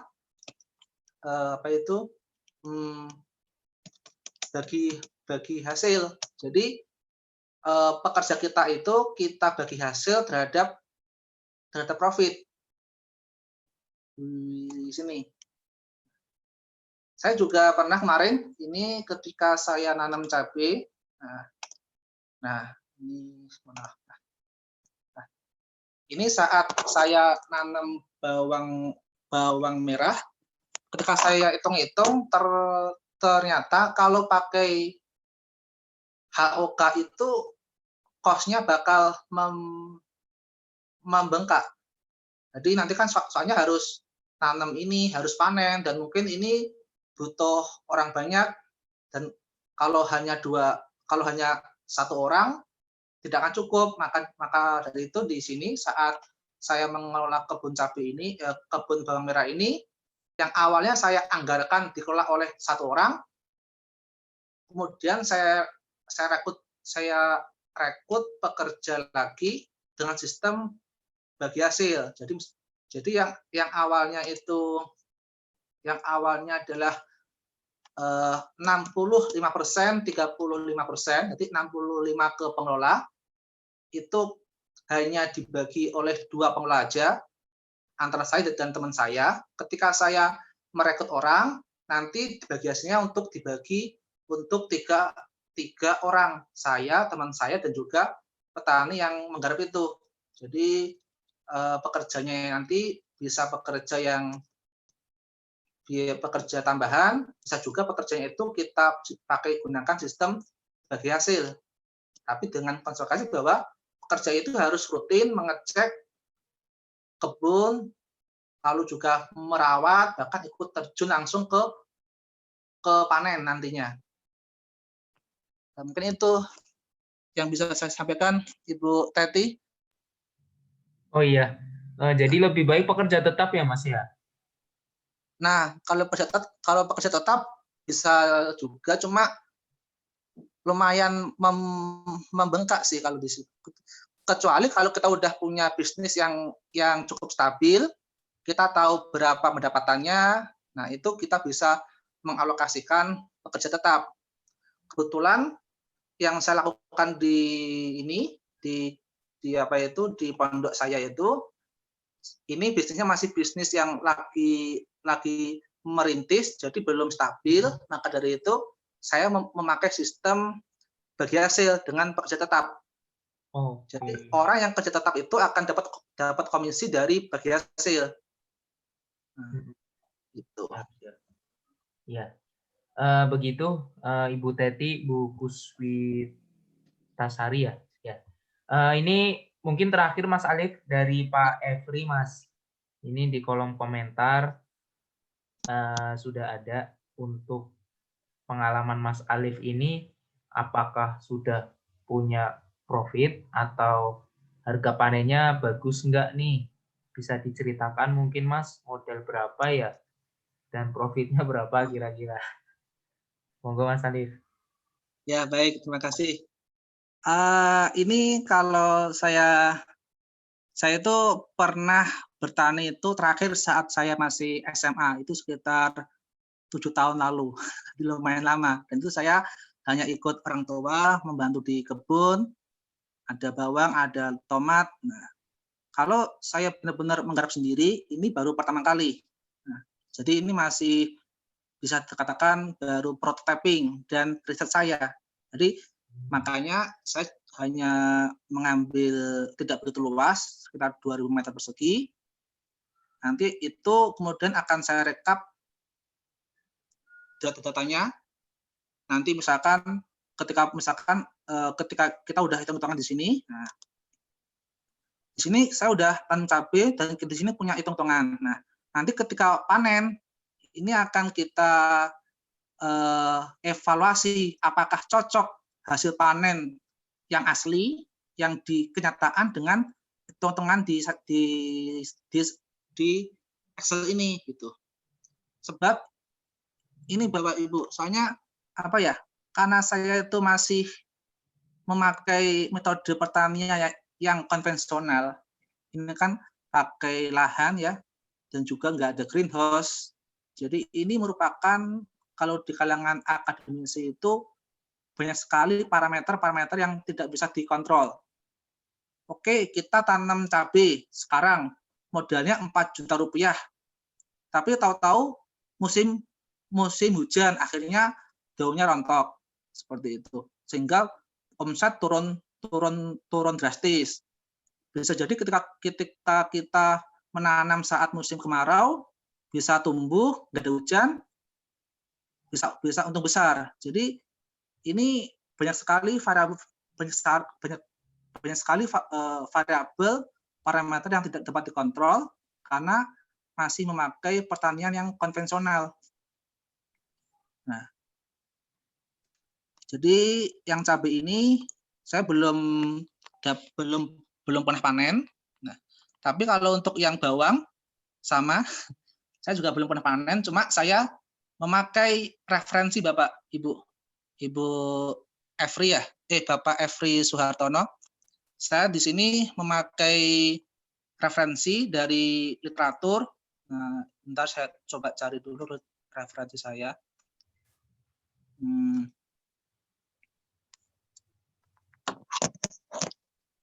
Kan kalau kita cari misalkan di sini di internet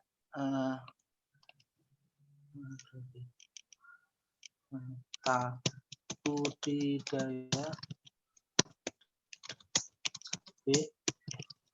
bawang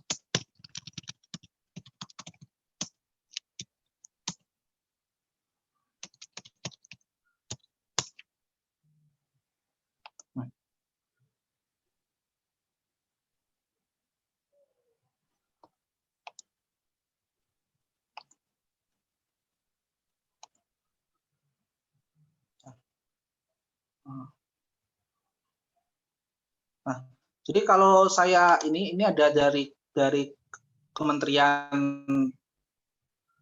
Pertanian. Jadi saya pakai beberapa referensi. Kalau kita mau nanam bawang misalkan, kalau kita mau nanam bawang itu kayak apa sih prospeknya? Itu sekitar 5 sampai 7 kali lipat. Misalkan kalau kita nanam bawang merah 100 kilo, maka dia akan ada potensi naik sekitar 5 kintal sampai 7 kintal. Nah, itu yang kita pakai buat di proposal. Di sini juga saya ada proposalnya di sini. Nah, ini Excel saya saat saya mengestimasi panen untuk bawang merah. Ini prospeknya. Cuma kalau sampai panen saya belum pernah membuktikannya. Jadi selama ini masih memakai literatur dari penelitian. Kalau model sih bisa sesuai dengan yang saya targetkan di sini. Misalkan untuk yang cabai ini udah ketika saya hitung-hitung, berarti untuk modelnya kita harus bisa mengestimasi secara tepat lah. Misalkan ini bibit cabai, ya kan? kita mau nanam sekitar 2000 meter itu butuh berapa pohon? Kita cek dulu di sini. 2000 meter dibagi 0,7 dibagi 0,7. Apa itu 0,7? Ini merupakan jarak dari luas tanah untuk setiap pohonnya. Nah, kalau dari 2000 meter nanti dapat estimasi pohon, kita dapat jumlah pohon yang mau kita tanam. Lalu kita cek di harga di pasar, kita tanya supplier, Bapak, saya mau beli bibit cabai, berapa harganya? Oh, sekian. Oke, kita masukkan ke sini, kita anggarkan. Lalu kemudian untuk biaya bekerja, kita cek juga, Bapak, Ibu yang mau kerja jadi buruh saya, buruh tani, mau minta berapa sih, gitu kan? Nah, kemudian juga kita hitung berapakah kebutuhan pupuknya setiap bulannya. Itu semua kita hitung, kita sesuaikan dengan kondisi yang seakurat mungkin. Karena semakin akurat biaya kita, maka artinya kita dapat merencanakan dengan tepat. Sedangkan untuk prospek bisnisnya, karena ini merupakan bisnis yang pertanian konvensional, jadinya harus banyak sekali percobaan dan simulasi. Maka di sini saya simulasikan potensi optimis, pesimis, bahkan sampai 4 skenario yang mungkin terjadi, karena emang saya belum pernah nanam cabai dan belum pernah panen. Nah, jadi kalau sudah, baru ini akan jadi data pengalaman kita. Jadi data pengalaman itu penting supaya semakin kita banyak pengalaman, semakin kita bisa tahu, oh ternyata waktu seperti ini baiknya nanam cabai atau menanam bawang merah. Untuk waktu ini baiknya kita mau nanam kacang panjang misalkan, atau mungkin mau nanam jagung gitu. Nah, itu semua harus direkap di dalam data pengalaman. Itu. Oke. Kalau pas harga panen bagus terus enggak? Jawabannya bisa jadi bagus, bisa jadi naik. Soalnya apa ya? Yang namanya ini merupakan barang komoditas. Jadi sayuran itu sangat mudah bervariasi untuk harganya. Bisa jadi saya pernah di sayur, di dagang pasar gitu Bapak, Ibu, di mana orang tua saya itu membeli kacang panjang dengan harga Rp2.000. Tapi dalam waktu 1 hari langsung turun, cuma 500 perak per kilogram. Jadi bahkan sampai merugi, karena emang apa ya, sayuran itu kalau kita di pasar-pasar tradisional itu harganya sangat berfluktuasi. Kecuali kalau kita ingin masuk ke pasar yang super itu, pasar mall, ke swalayan, ke supermarket, itu harganya relatif stabil.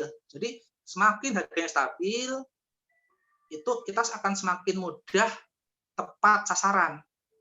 Nah, begitu yang mungkin dapat saya sampaikan, Bapak Efri. Oke, Mas Alif. Sekaligus menutup kali ya, Mas ya. Oh iya. Nih komentar menambahi mungkin Pak Efri ya.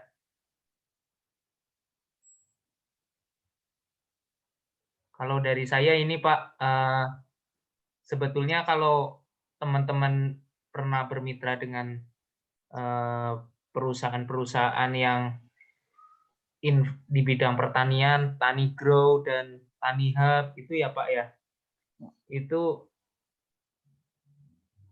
langsung end user Pak. Jadi produknya langsung di take over sama teman-teman dari marketplace-nya Pak. Kalau tidak salah, iGrow bisa itu Pak investasi di sana di bidang pertanian. Kalau misal Bapak Efri minat.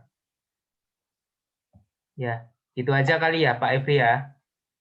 Oh ya, ada tambahan dari saya. Nah, Oh iya, Dan monggo kalau Mas. untuk ini yang pasar ya, pasar tradisional itu kan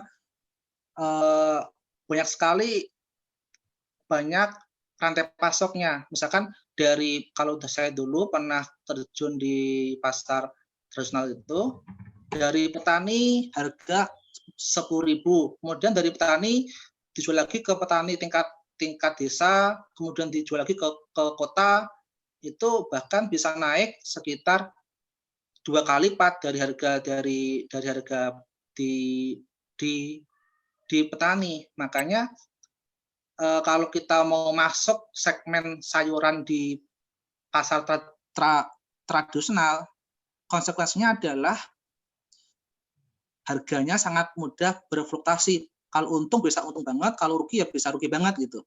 Tapi kalau kita mainnya di pasar swalayan, mall, itu harga akan lebih stabil.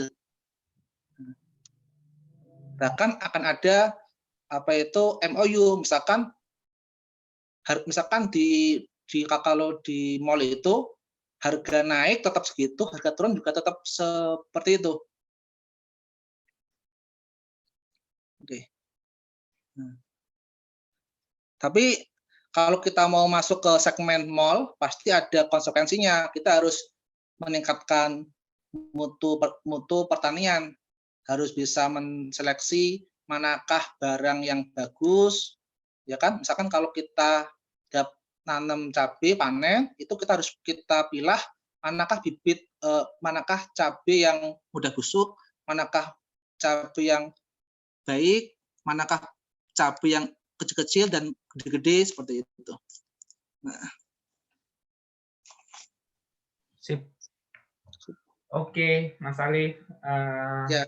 Karena waktu juga sudah menunjukkan lebih dari 10.45, mungkin dicukupkan dulu ya Mas ya untuk sharing dan workshop hari ini. Semoga Bapak Ibu bisa menangkap dan selalu bersemangat ya. Lagi-lagi saya selalu bilang itu untuk mencoba untuk bertani, atau baik itu di ladang on-farm ataupun di hidroponik. Untuk Mas Alif juga semoga usahanya dengan rekan-rekan pesantren semoga sukses ya Mas ya. Amin, terima kasih Mas Iko. Ya, jadi Bapak Ibu yang ingin kolaborasi dengan Mas Alif, silahkan mungkin langsung tag talk dengan beliau. Beliau juga ada di WA group di Sekolah Tani. Kebetulan Mas Alif ini sangat dekat dengan teman-teman di pesantren, dan beliau juga punya unit usaha di sana ya, kerjasama ya Mas Alif ya? Iya, dan kalau saya sendiri kan lebih kerjanya di teknik, di kereta api kalau saya itu lebih tepatnya. Jadi karena saya keseharian itu kerjanya di kereta api, cuma ya sampingan ya Mas? Daripada uang saya itu mangkrak di bank, mending buat diputar kan. Betul. Ya. Oke. Ya, terima kasih Mas Alif atas pemaparannya hari ini. Kita sangat menunggu kabar baik dari Mas Alif. Semoga ada kelas-kelas lanjutan di kemudian hari ya Mas ya. Ya, amin. Oke. Bapak Ibu, untuk kelas besok untuk hari ketiga, saya masih menunggu konfirmasi dan Mas Heru. Sejauh ini Mas Heru memberikan informasi kalau acaranya ke sore hari mungkin, tapi jamnya masih tentatif. Insya Allah saya usahakan sebelum jam 5 sore ini. Mohon doanya untuk kesehatan Mas Heru juga. Tadi kecapean katanya. Paling itu Bapak Ibu untuk pertemuan hari ini. Insya Allah nanti materi akan di-share di grup, dan selamat melanjutkan aktivitas di masing-masing. Sampai ketemu, sampai jumpa di esok hari. Terima kasih. Wassalamualaikum warahmatullahi wabarakatuh. Waalaikumsalam warahmatullahi wabarakatuh.